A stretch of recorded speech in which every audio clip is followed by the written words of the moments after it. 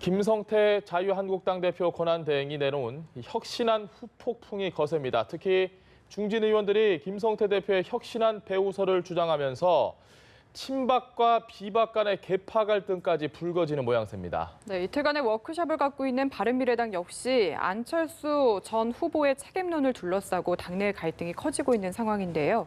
최민희 전 더불어민주당 의원, 김용남 전 자유한국당 의원 두 분 나오셨습니다. 안녕하십니까? 네, 안녕하세요. 오셨습니까? 최 의원님, 자유한국당의 집안 싸움이 정말 점입가경으로 지금 빠지는 것 같습니다. 다시 계파 이야기가 나올 줄은 몰랐는데요. 어떻게 보고 계십니까? 당연히 나오게 되고요. 예. 그리고 사실 이 부분은 저희가 많이 겪은 일이라 저 네. 상황을 그냥 언론 보도가 아니고 어떨지 가늠이 됩니다. 네. 그런데 이 정도면 사실 그렇게 크게 계파 갈등이 있다고 보기도 어려워요. 예. 그러니까 민주당이 과거에 계파 갈등이 있었을 때에 비하면 그렇게 크지 않습니다. 다만 이제 문제를 해결하는 과정이 중요한데요. 그러니까 민주당이 2006년에 지방선거에서 참패해서 예. 요즘 보도 나오는 거 보면 그 당시에 열린우리당과 민주당이 나누어져 있었거든요. 예. 그래서 그 광역자치단체장에서 새누리당이 12석, 그다음에 열린우리당은 전북에서 1석, 예. 나머지는 민주당이 호남에서 차지한 그런 대참패를 한 적이 있습니다. 그러니까 그 상황에 비하면 자유한국당은 1석 덜한 거죠.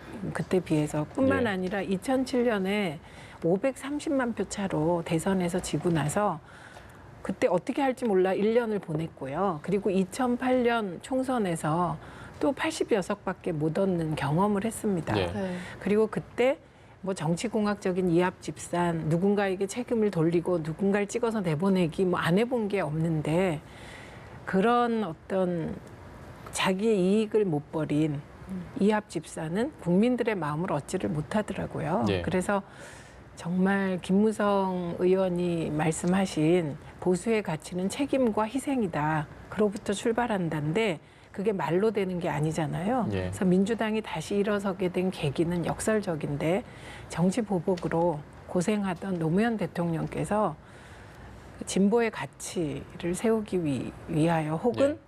모든 책임을 지시고 희생을 하신 거잖아요. 서거하신 이후로 정신이 번쩍 든 겁니다. 저희 모두가. 그래서 그때부터 국민 속으로 그리고 다 각자 자기가 선 자리에서 무엇인가를 하면서 12년이 지나서 정권 교체가 된 것이거든요. 그래서 좀 더 근본적인 고민이 필요하지 않을까 이런 생각으로 바라보고 있습니다. 알겠습니다. 그런 면에서 봤을 때 지금 혁신은 아마도 부족하다고 생각하실 것 같은데 일단 나중에 들어보고 우선 지금 김성태 권한대행이 내놓은 혁신안 어떻게 평가하시는지 궁금합니다. 뜬금없죠, 사실은. 그러니까 혁신안이라는 게 중앙당을 해체하고 예. 원내 중심 정당을 만들겠다는 거 아닙니까? 근데 원내 중심 정당은 철저하게 현역 의원 중심의 정당을 만드는 거예요. 그러면서 미국도 그렇게 하지 않냐, 김성태 네. 원내대표가 그런 얘기를 했어요. 근데 이거는 계파의 문제가 아니고 지금 자유한국당의 가장 큰 문제는 뭐냐면 박근혜 대통령의 탄핵 사태부터 시작돼서 최근에 홍준표 대표의 당권 전행에 동참한 의원들까지 네. 책임져야 될 특히 현역 의원들이 아무도 책임을 안 지고 있는 게 가장 큰 문제 아닙니까? 예. 근데 그 책임을 져야 되는데 책임을 안 지고 지금 이 사태에 대해서 가장 많은 책임을 지고 있는 현역 의원들이 똘똘 뭉쳐서 현역 의원 중심 정당을 만들겠다는 거예요. 예. 근데 원내 중심 정당을 하고 있는 미국의 경우를 보면 현역 의원들의 재공천율이 한 95% 정도 됩니다. 예. 그러니까 아주 나이가 많아서 정계 은퇴를 선언하거나 아니면 간혹 큰 스캔들을 저지르지 않으면 그냥 현역 의원들이 재공천을 받아서 80대 후반까지 그냥 계속 하는 거예요. 연방 의원들의 경우에 보면. 그러니까 지금 한국당의 사정과 문제점에 비하면 원내 중심 정당은 개혁안이라기보다는 최악의 개혁안이에요. 그러니까 전혀 이 상황과 맞지 않는 거예요. 근데 이걸 소위 쇄신안으로 내놨으니까 사실은 다른 꿍꿍이가 있는 거 아니냐. 뭐냐면 앞으로 있을 뭐 전당대회에서 혹시라도 누가 당대표가 되더라도 네. 현역 의원들의 기득권을 지키는 데 있어서 어떤 일정한 장치를 마련해 놓고자 이런 쇄신안을 내는 거 아니냐. 당연히 의구심이 될 수밖에 없죠. 이게 내용이 지금 상황과 전혀 맞지 않아요. 예, 알겠습니다.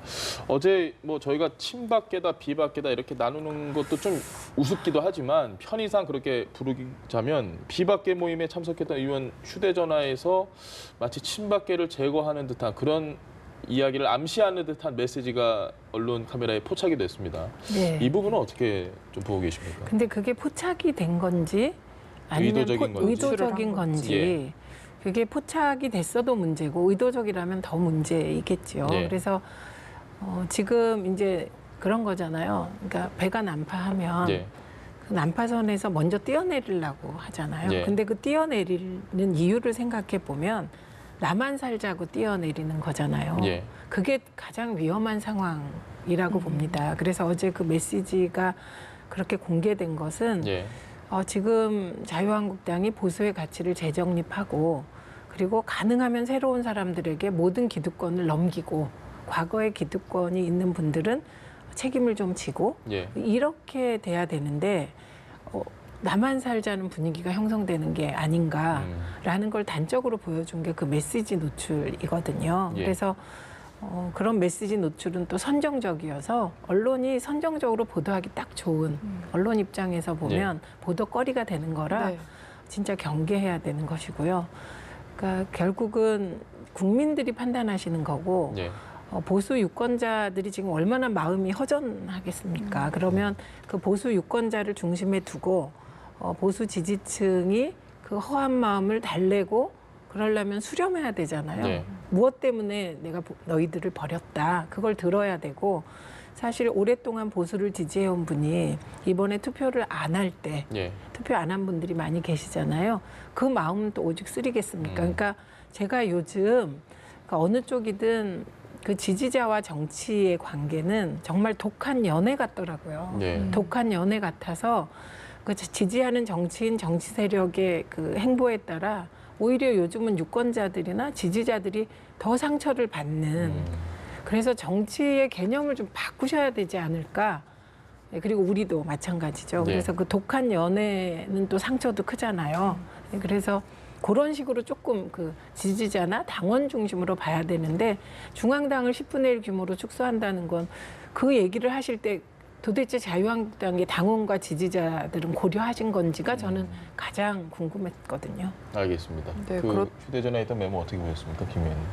뭐 한심하죠, 사실은. 지금 당이 뭐 2006년도에 열린 우리당보다는 덜 깨진 거 아니냐라고 말씀하셨는데 사실은 내용적으로 보면 그때보다 더 처참하게 깨졌습니다. 예. 경기도 같은 경우에 광역 의원이 129명인데요. 자유한국당 소속의 광역 의원이 여주에서 1명 뽑혔어요. 예. 128명이 민주당이에요.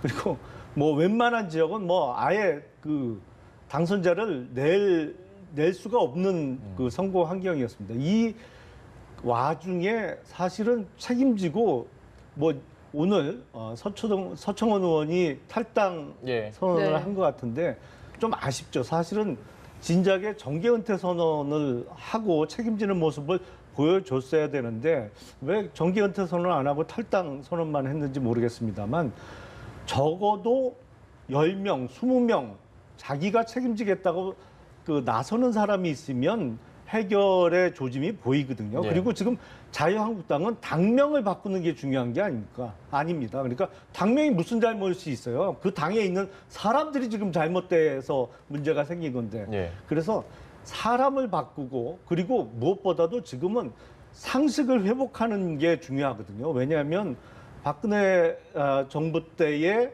2016년 총선 과정에서 보여줬던 정말 국민 눈높이에 맞지 예. 않는 소위 진박공천 논란부터 최근에 홍준표 당대표의 전행까지 이게 국민의 상식에 맞지 않는 행동을 보여서 문제가 심화된 것인데 예. 그 문제는 다 덮어두고 이제 뭐 네 편 내 편 이제 싸우자 적이다 척결해야 된다 이런 행태를 보이고 있으니까 정말 당원의 한 사람으로서 저도 짜증이 날 수밖에 없는 상황인데 정말 정당은 사람의 모임입니다. 예. 정당은 물적 자산이라고는 뭐 당사하고 그것도 대부분 뭐 임대 보증금하고 전화기하고 책상밖에 없어요. 정당의 자산의 대부분은 인적 자산이에요. 그러니까 그 인적 자산을 좋은 사람으로 다시 채우는 게 근본적인 해결책이지 네. 당명이 무슨 잘못이 있어요. 맨날 아니 그러다가 내년 후반기에 정말 바른미래당하고 합당하는 상황이 생기면 지금 바꾸고 내년에 또 바꿀 거예요. 당명. 이건 근본적인 해결책이 아닙니다. 알겠습니다. 자유한국당이라는 당명은 저는 보수의 가치를 함축적으로 잘 가지고 있는 당명이라고 생각을 합니다. 그거 제가 제안했거든요. 네. 사실은 진짜 당명 만들 때. 잘하셨습니다. 그리고 저희는 더불어민주당이잖아요. 예. 이거는 민주주의라는 틀 안에 다소 진보적인 가치를 잘 함유한 당명이라 마치 미국의 민주당과 공화당이 그 당명으로 쭉 가지 참패한다고 당명 바꾸지 않잖아요. 그래서 저는 자유한국당이 약칭 한국당 쓸 때마다 예. 한편으로는 참 부러울 때가 있었는데 그래서 당명을 가지고 얘기하는 건 아닌 것 같고 그다음에 또 하나가 그 민주당 쪽에서 늘 자유한국당을 부러워한 두 개가 있었습니다. 예. 하나가 당직자예요.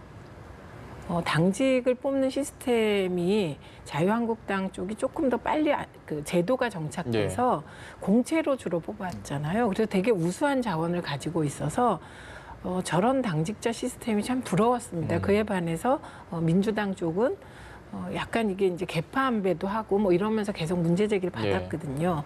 뭐 일을 못한다기보다는 어쨌든 시스템이 그런데 이게 하나 있었고 다음엔 여의도 연구소입니다. 여의도 연구소가 그동안 굉장히 정확한 판단과 예측을 해왔어요. 정치 변화에 대해서.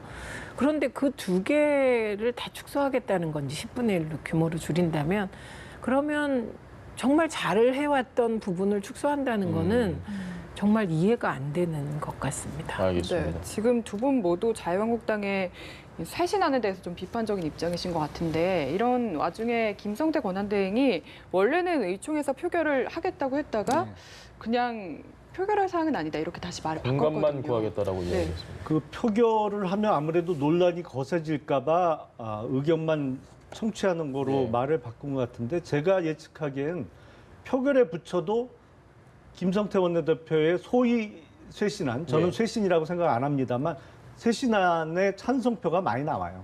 왜냐하면 19대 국회 때도 당시 김무성 대표가 상향식 공천으로 다 하겠다고 할 때 초반에는 계파에 상관없이 압도적으로 찬성이었어요. 왜냐하면 상향식 공천으로 하면 현역 의원들이 거의 다 재공천 되거든요. 그러니까 처음에는 친박계 의원들도 다 찬성이었어요. 근데 저만 아니 항상 보면 우리가 현역 의원 물갈이를 50% 가까이 하면서 살아남았는데 그 인물이 다시 또 거의 90% 이상 재공천 받으면 그게 본선에서 경쟁력이 있겠느냐 그러고 저만 반대하다가 바보 됐어요. 그때 처음에 뭐 이상한 소리 한다고 그래요. 근데 김성태 의원의 소위 쇄신안이라는 게 철저하게 현역 의원 이익 중심의 쇄신안이기 때문에 의총에서 표결 붙이면 이깁니다. 사실은. 네. 뭐 반대 의견도 세게 일부에선 나오겠지만 그건 뭐 계파의 문제인지 아니면 소신의 문제일 수도 있지만 표결에서는 이겨요. 그러니까 저 헤게모니 관점에서 지금 바라보면 그냥 김성태 원내대표 혼자 저안을 만들었다고 보기는 어렵죠. 어떤 그룹에서 이제 같이 의논하고 밀어붙이는 경우이고요. 저희들이 보기에는. 그런데 이제 그럴 때 계파 갈등이 불거지게 되어 있죠. 왜냐하면 어차피 그 어제 메시지에서도 나왔지만 이제는 친박 비박이 아닌 다른 식의 기준으로 계파가 나눠지는 과정에 지금 있는 거고 그러면 이제 당연히 표결 과정을 밟게 되면 표결에 들어가면 우선 제일 먼저 해야 될 게 정족수예요. 그러면 지금 상황에서 과연 의원 과반을 모으는 게 쉬울 거냐. 그것조차 어쩌면 여의치 않을 수 있어요. 왜냐하면 이럴 때 많은 분들이 관망세로 돌아서거든요. 그럼 관망세다 내가 그걸 표현하는 길은 의총에 참여 안 하는 방법부터 되게 다양한 방법이 있거든요. 그래서 표결을 피하는 거고 저 표결을 안 하겠다는 말은 지금 나온 쇄신안을 밀어붙이겠다는 아주 강력한 의지예요. 거꾸로. 그래서 어떻게 보면 저렇게 보면 다른 정치적 경쟁자들 그러니까 다른 당은 사실 아주 이기적으로 좋을 수도 있는 그러니까 그렇게 하면 안 되는 저는 그렇게 생각합니다. 알겠습니다. 자유한국당도 지금 뭐 내부 분위기가 아주 안 좋지만 바른미래당 역시 만만치 않습니다. 지금 뭐 해묵은 정체성 싸움이 계속 나오다가 또 안철수 대표 물러나라 얘기까지 뭐 안에서 쪼개지지 않으면 답이 없다 뭐 이런 얘기까지 나오고요. 어떻게 보고 계십니까? 사실은 뭐 저희 코가 석자라 남의 당 걱정할 처지는 저희가 아닙니다만 예. 바른미래당은 저는 출발부터 사실은 입지가 거의 없는 거 아닌가 싶었어요. 그러니까 유승민 의원의 뭐 안보는 보수, 경제는 진보 그 예. 개념도 좀 모호하지만 사실은 우리나라 그 정치 지형에서 가운데 지역이 쓸만한 지역이 없거든요. 그리고 이게 보면 잘못하면 이중대 소리 듣고 예. 이쪽 저쪽 하고 차별화도 안 되고 그렇다고 그 지금 바른미래당이 어떤 철저한 철학과 이념적인 단결력도 없어요. 예. 그러니까 안철수 의원과 그리고 바른정당에서 자유한국당으로 복당하지 않고 남아있는 유승민 의원을 중심으로 한 몇몇이 사실은 갈 데가 없다 보니까 이제 뭉친 거거든요. 안철수 전 후보는 물론 정치적인 어떤 계획을 갖고 실행에 옮겼다고 봅니다만 그 계획이라는 게 현실적으로는 참 성공할 확률이 높지 않은 계획이었거든요. 예. 이번 지방선거에서 저는 처음부터 기초단체장을 아마 전국에서 한 명도 당선 못 시킬 거라고 예상을 했는데 뭐 그 예상대로 됐습니다. 자유한국당도 물론 철저하게 깨졌습니다만 그래서 정치적인 미래가 더욱 어두워지는 거고 바른미래당은 글쎄요 뭐 조만간에 분열의 길로 걷지 않을까. 그리고 지금 바른미래당의 과거 바른정당 소속 의원들은 아마도 내년 연말쯤은 지금에 있는 자유한국당, 뭐 당명이 그때 가서 어떻게 돼 있을지 모르겠습니다만 저는 뭐 자유한국당의 당명은 바꿀 이유가 없다고 생각합니다만 내년 연말쯤은 뭐 당대당 통합이 됐던 아니면 다시 복당하는 수순이 됐던 그렇게 진행되지 않을까 예상을 해봅니다. 알겠습니다. 안철수 예. 예, 저 지형이 그러니까 바른미래당 이전에 바른정당이었잖아요. 예. 바른정당이 새누리당에서 떨어져 나오게 된 건 기준이 하나밖에 없었어요. 박근혜 대통령에 대한 태도 예. 문제였습니다. 그러니까 이념적 가치를 뭐 중도 보수, 뭐 개혁 보수 이렇게 얘기했습니다만 국민들은 다 아시는 거거든요. 박근혜 대통령에 대한 탄핵에 대한 태도로 갈라섰다는 걸. 그런데 지금 박근혜 대통령이 탄핵된 거잖아요. 예. 그러면 보통의 질서에 따르면 바른정당이 현실적으로 옳은 판단을 한 것이잖아요. 예. 그럼 바른정당 중심으로 보수가 재편되는 게 맞는 거예요. 그냥 상식으로 보면. 예. 근데 그렇게 되지 않는 이유에 대해서 유승민 대표나 바른정당이 정말 꼼꼼하게 점검을 해야 되고요. 그다음에 민주평화당, 그러니까 국민의당도 이 부분은 진짜 안타까운데요. 안철수 전 대표에 대해서는. 그러니까 지난 총선까지 제3지대의 새정치 예. 그리고 거대 양당 구조를 조정하거나 깰 수 있는 제3세력에 대한 기대가 국민들에게 있었거든요. 예. 그런데 지금은 새정치와는 너무 멀리 가서 이제 본인이 이제 반대했던 새누리당 세력 확장에 반대한다 이렇게 정치를 시작했는데 지금은 김문수 후보와의 단일화 얘기까지 나오는 상황이 되었기 때문에 이제 그 과거의 국민의 정당 쪽 분들도 정체성이 무엇인지 그걸 고민해야 될 때가 됐고요. 그때도 사실은 기준이 친문 반문을 누군가 인위적으로 정해놓고 당시에 문재인 대표에 대한 태도로 갈라선 거거든요. 그렇기 때문에 이걸 자꾸 이념과 가치 지향으로 얘기하면 현실과 너무 동떨어져서 이제 조금 솔직하게 각자 돌아볼 때가 되지 않았나 싶어요. 그러면 최 의원님께서는 안철수 전 대표, 전 후보, 전 위원장 거취를 어떻게 해야 된다고 예상을 하십니까? 그러니까 이럴 때는 그 이종훈 평론가 얘기가 정계 은퇴하라는 게 아니었어요. 한동안 시간을 가지면서 돌아봐야 된다. 왜냐하면 안철수 전 대표에 대해서 저는 그냥 국민의 한 사람으로서 2012년에 청춘 콘서트 하면서 사실 그 당시에도 청년들이 절망감을 많이 느낄 때인데 청년들과 호흡하며 많은 메시지를 준 거를 지금도 생각하면 되게 감사하고 그 이후의 행보가 안타까운 쪽이거든요. 그래서 이종훈 평론가의 제안대로 좀 시간을 갖고 저희가 돌아보시면 될 말씀 것 중에 같습니다.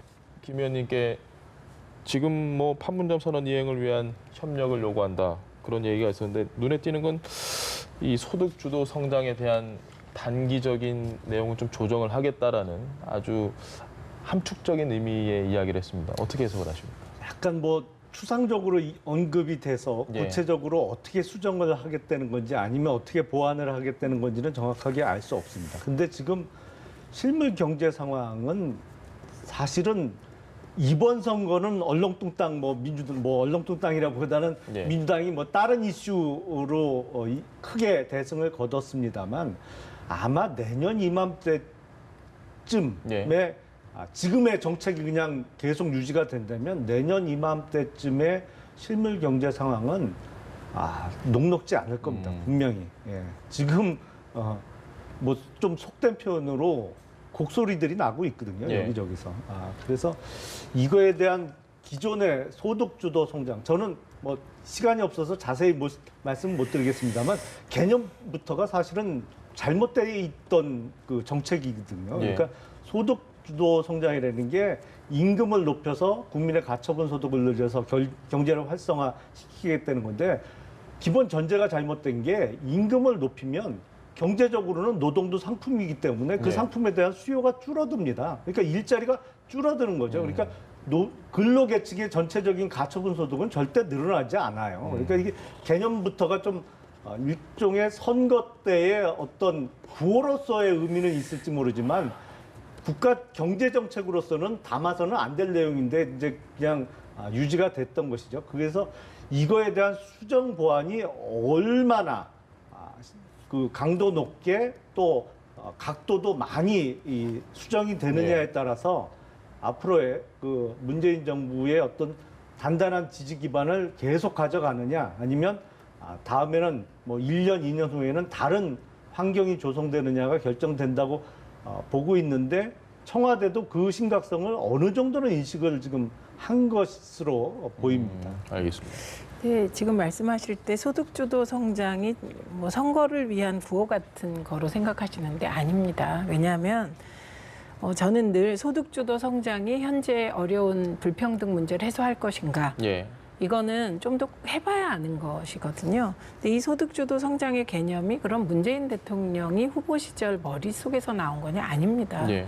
이미 2010년에 ILO 국제노동기구가 소득주도 성장을 얘기했고요. 예. 그다음에 IMF와 OECD가 2012년에서 14년에 걸쳐서 이제 소득주도 성장으로 가야 한다는 보고서를 내게 됩니다. 예. 이게 왜 이렇게 내게 되냐면 불평등 문제가 도저히 해결되질 않는 거예요. 그리고 지금 말씀하신 이제 정통 경제학적으로 해결하기엔 그건 예. 뭐냐면 기업이 투자를 많이 하고 일자리를 늘리고 그러니까 기업 주도 성장 부분에 대해서 투자 주도 성장에 대해서 해왔습니다만 갈수록 이게 불평등을 심화시켜서 문제가 되는 거예요. 전 세계적으로. 그래서 이런 배경이 있다. 이 말씀을 드리고요. 그다음에 제가 늘 이 말씀을 한번 여쭤보고 싶었는데 이게 기업이 투자를 해야 일자리가 생기잖아요. 예. 그런데 우리 기업이 사내 보유금이 굉장히 많고 계속 쌓여간다는 건 다 동의하는데 2008년에서 2014년, 이게 보수 정부 시절인데요. 이때 투자 증가율 평균이 0.7%밖에 안 됩니다. 그러니까 일자리를 늘릴 수가 없었죠. 예. 근데 이게 만약에 민주정부로 바뀌고 기업의 투자가 줄었다면 뭐 여러 가지 얘기를 할 텐데 보수 정부 시절에도 그때는 규제 완화가 많이 된 상태였거든요. 그러니까 이건 다른 원인이 있는 거다. 그래서 지금 혁신성장 얘기하잖아요. 예. 근데 저 혁신성장도 맹점이 있습니다. 왜냐하면 4차 산업혁명으로 넘어가는 단계인데 예. 저는 지금까지 4차 산업혁명으로 인하여 일자리가 는다는 증거는 못 찾은 것 같아요. 예. 그래서 일자리 문제는 특단의 대책, 그러니까 과거에 민간에서 일자리를 늘린다는 거는 4차 산업혁명 시대에는 안 맞을 수도 있다. 그렇기 때문에 공공부문 일자리를 어떻게 늘리는지에 대해선 여야가 고민을 같이 해야 되는 게 아닌가 이런 생각을 하고 있고요. 예. 그다음에 이미 정부는 지금 이제 소득주도 성장보다는 혁신 성장을 더 많이 발표하잖아요. 예. 저게 이제 심각성을 깨달았다. 그런 거지만 지금 아직까지는 그렇다고 소득주도 성장을 포기하느냐? 저는 그거는 아닌 것 같습니다. 그리고 이미 최저임금을 올해 17% 올렸고 내년에 15% 또 그 내후년에 15% 올려야 공약이 달성되거든요. 2020년에 네. 1만 원. 근데 저는 뭐 그 시기는 해야 하고 할 수 있다고 생각합니다. 근데 이미 최저임금을 산출할 때 거기에 예. 상여금과 기타 잡비를 넣음으로써 후퇴를 많이 한 것이죠. 네. 그래서 노동 쪽 입장에서는 되게 후퇴한 거고 예. 그 후퇴가 과연 경제를 살릴 거냐. 이 부분은 경제 문제에 관해서 국민들은 더 냉정하게 보고 계세요. 지금의 경제 현황이 그러면 본격적으로 가동된 지 6개월밖에 안 되는 문재인 정부에게 책임을 물을 수 있느냐. 예. 그래서 지금은 이제 정부가 하려는 11조 원의 추경과 이번에 또 추경하고 그 일자리 추경들의 효과라든지 그다음에 최저임금에 따른 일자리 지원금이라든지 이런 것들이 충분히 정책 효과가 네. 아직 드러나고 있지 않기 때문에 좀 지켜봐야 되는. 예, 저는 뭐 지금 좀 지켜보셔야 할 필요도 있겠다고 생각합니다. 알겠습니다. 조금 부연 설명을 드리면 네. 최 의원님께서 얘기하셨던 ILO나 국제적으로 얘기했던 거는 명칭부터가 틀립니다. 거기서는 임금 주도 성장을 얘기했죠. 그러니까 임금을 올려서 내용적으로는 똑같아요. 근데 네. 그거를 이제 민주당에서 갖고 오면서 임금 주도 성장보단 소득 주도 성장이 조금 그러니까 네이밍을 잘한 거죠, 사실은. 내용은 똑같습니다만 그래서 네. 그 내용적으로는 근데 그게 ILO는 이제 뭐 아시겠지만 국제 노동기구. 노동기구라 그쪽 좀 편향돼 있습니다만 국제적으로는 널리 통용되는 정책이나 이 학문은 전혀 아닙니다. 이론은 전혀 아닙니다. 그거는 그런 말씀을 드리고 싶고 그리고 사내 유보금 얘기를 자주 하시는데 사내 유보금은 이게 명칭이 그렇게 돼서 그렇지 기업 내에 그야말로 쌓여 있는 돈이 아니에요. 그러니까 주주 배당을 한 돈 외에는 다 사내 유보금으로 잡힙니다.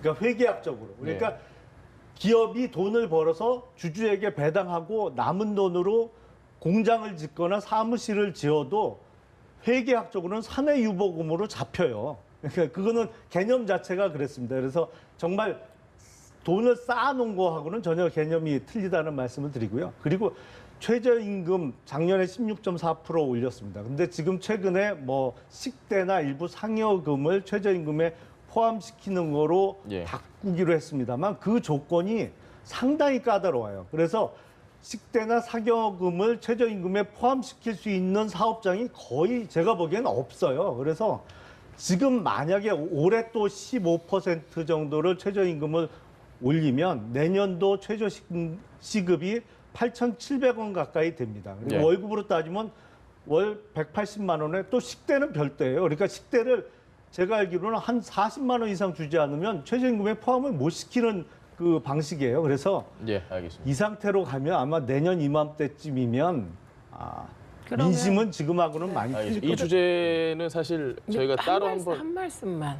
정말 그러니까 경제 10초만 문제에 해주십시오. 대해서는 저는 해답을 여야가 같이 찾아야지 이론을 가지고 다툴 일이 아니라는 얘기를 네. 지금 하고 알겠습니다. 있는 겁니다. 이 주제에 대해서 저희가 한번 따로 시간 내서 한번 심도 깊은 논의를 한번 해보시죠. 오늘 이야기는 여기까지 하겠습니다. 지금까지 최민희 전 더불어민주당 의원 그리고 김용남 전 자유한국당 의원과 이야기 나눠봤습니다. 말씀 고맙습니다. 네, 감사합니다.